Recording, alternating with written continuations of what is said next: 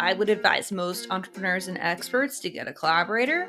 You also want an agent. I think that's a must. Even if an editor approaches you or a publisher approaches you, you always want an advocate on your side. At minimum, a lawyer that knows publishing, which aren't very many people. I know of like a handful that do that.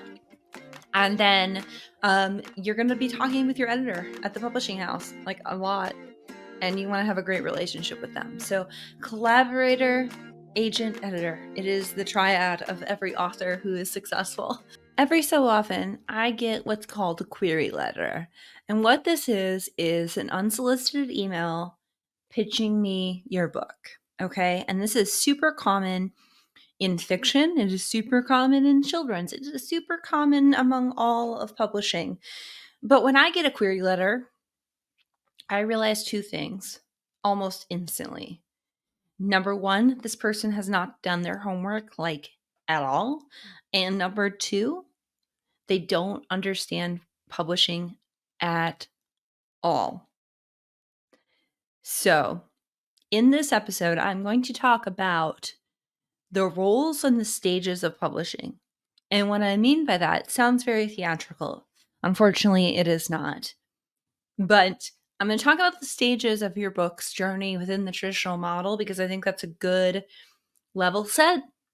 I think it provides us a nice glossary for what you're about to learn in the rest of this 10-part crash course in traditional publishing.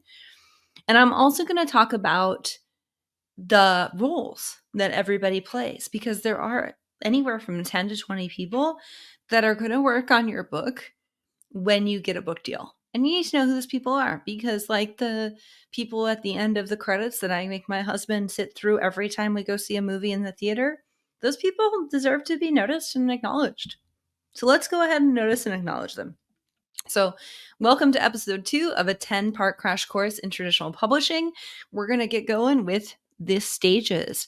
So, once again, this is specific for entrepreneurs and experts writing how-to books, writing what we call prescriptive nonfiction. If you're writing literally anything else, this is not going to apply to you. Sorry, not sorry. There are so many podcasts for y'all. All right.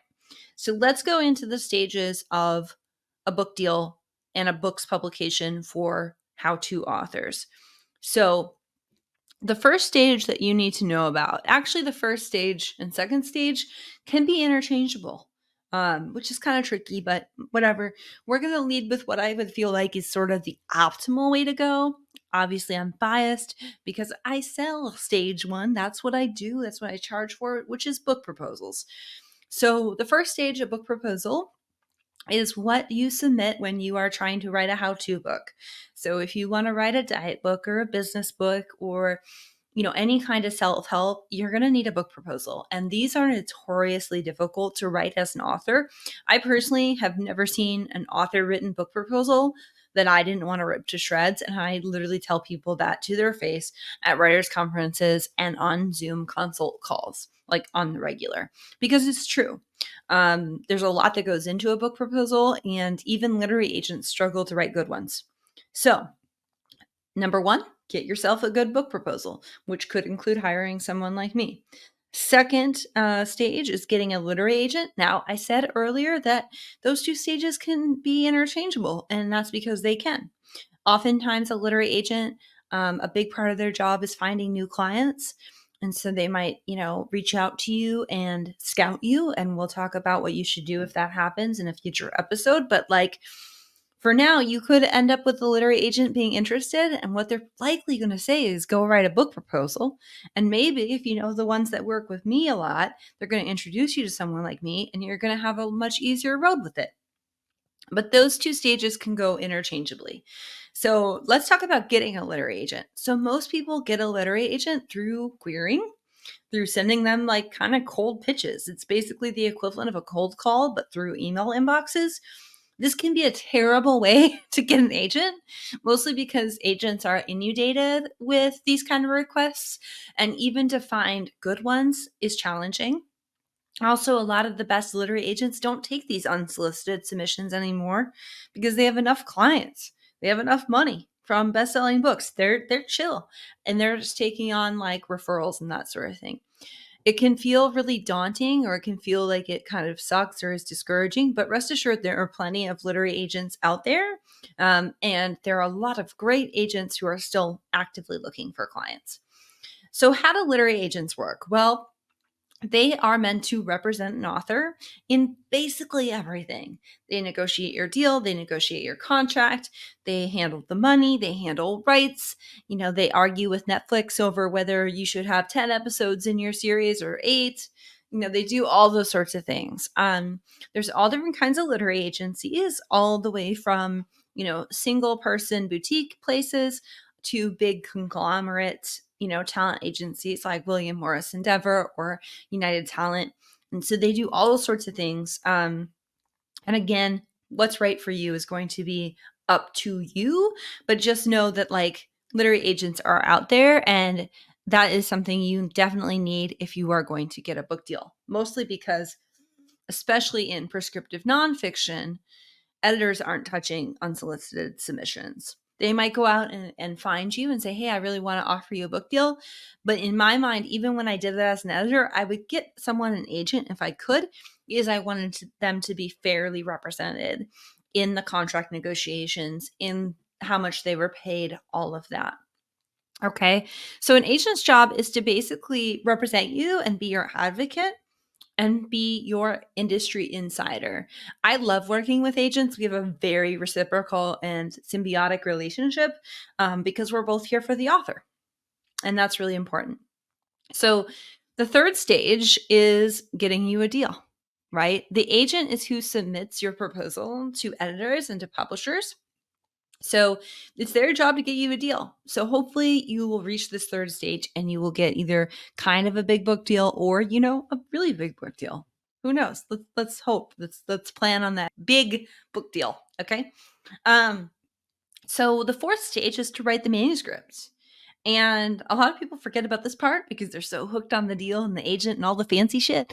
But writing the manuscript is important. And it takes easily a year to do this because you have to write the damn thing, which usually people give us about 6 to 9 months to do.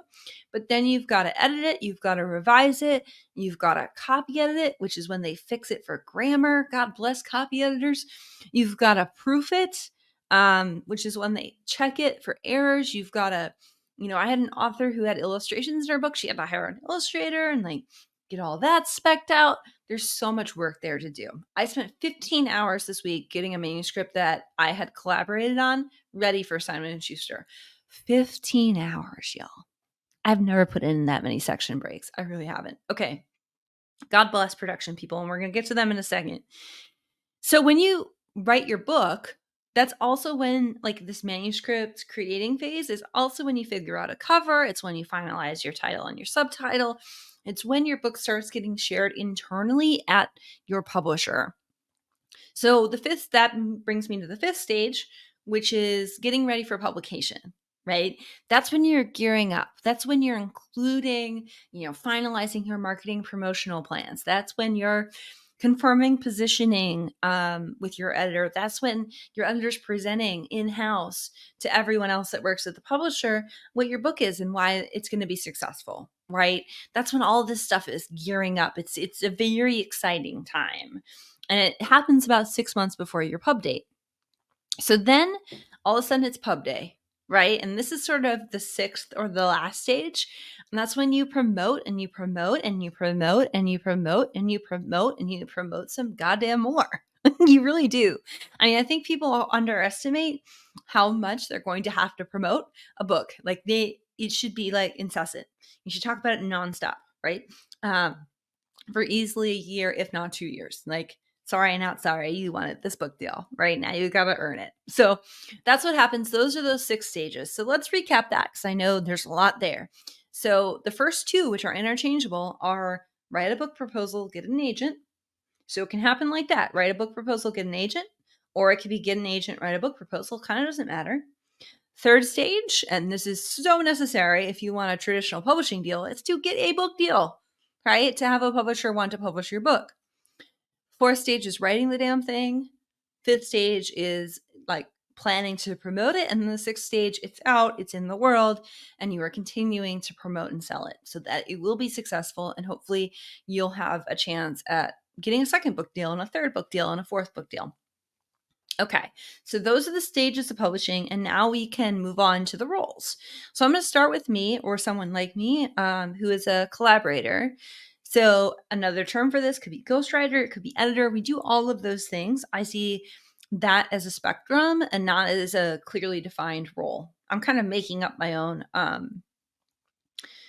own sort of title here. But collaborators are there to help you, the author, be successful within this world of traditional publishing. So, a good collaborator is going to tell you, first of all, whether you have a chance in hell of getting a deal. A good collaborator is going to help you write a great book proposal. A good collaborator is going to see your vision and make it match what the market wants, whether that market is editors and agents or whether that market is actually the reading public. Or both, often. For us, it's both. So these are editorial guns for hire, for lack of a better way to go. Collaborators usually work hand in hand with literary agents. So a literary agent's job is to negotiate for you legally, financially, and otherwise. They are your asset. You are hiring them. Much like you would hire a real estate agent to represent you in a transaction for a house. That's what a literary agent does, but it's for your book and it's for your book career. So it's for everything related to the book. I love literary agents and they play a really important role in our industry. Then we have editors. So editors obviously edit, but they do a whole lot more. They are also your project manager for your book, and they'll do a lot of presenting on your behalf. So you want to have a really great relationship with your editor. I like to say when people are trying to get a literary agent or an editor, it's like you want to have a drinks with this person, but you would also trust them with your bank account. And as you might know, that's kind of a narrow thing. It's kind of like hiring a lawyer or a tax accountant in a way. You got to have that trust there and you got to have a rapport there, and so you can build the relationship. So editors are fabulous and we love them. You'll hear me say that a lot about people in publishing just because I like my industry and I love my colleagues. So it's all good. There are some I don't love, but I'm not going to say about that because that's bad karma. And yeah, it all comes back to you. But there are people I don't love to work with, but the majority of my colleagues are wonderful. Okay. Just telling you so I'm not blowing smoke up your where. All right. So editor is going to be your primary contact at the publisher, period, end of sentence. They're going to be sort of the person you talk to when you have any kind of problem. However, there is like 10 to 20 people that are working on any given book at your publisher. So that includes marketing people. That includes PR, publicity people, salespeople who go out to independent bookstores. They work in what's called the field to sell books into independent bookstores. There's designers. There's not just cover designers, y'all. There's interior book designers who decide what font you're going to have, what spacing is between the lines, all sorts of things. Very cool job. There's also production people. And so these are copy editors and project managers and proofreaders and people that work at the printing company and all sorts of people that actually produce the book. So you can easily see how this is like 20 people. There's also folks in leadership at a publisher. So people like the editorial director, who's usually been an editor for 20 to 30 years and really knows their stuff around books. There's also the publisher as a person, not just as a company, right? So often when we say my publisher, we're saying like the big company, right? That we described in the previous episode about the big five. But there's also a publisher person, right? So like you might have your editor say, hey, my publisher said this. And they're not saying like the company came all Wizard of Ozzy and like decided to proclaim on high something about your book. No, it's their boss saying, hey, like, can we do this other title? Or I'd rather have this or I'd rather have that. So just, the publisher is both a company and a person. So that is the roles. Most often, what an editor will see, what they'll deal with, is obviously a collaborator. We are often the first line of defense or offense for an author, and that's another reason why it's valuable to hire us. I know a lot of people want to DIY. They want to own every little bit of their book, but hiring a collaborator is such a great way to get an industry insider on your side. So for example, really easy, We help our clients get literary agents, right? We know them. We have relationships with them. We don't have to use things like Query Checker. It's just not our thing.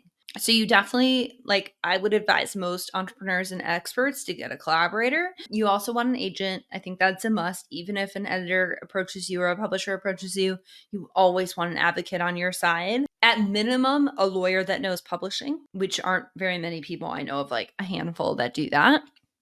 And then you're going to be talking with your editor at the publishing house, like a lot. And you want to have a great relationship with them. So collaborator, agent, editor. It is the triad of every author who is successful. All right. So this was episode 2. We were talking about stages and roles. I'm very excited to keep progressing down this 10-part crash course with you. So until next time, cheers to your success.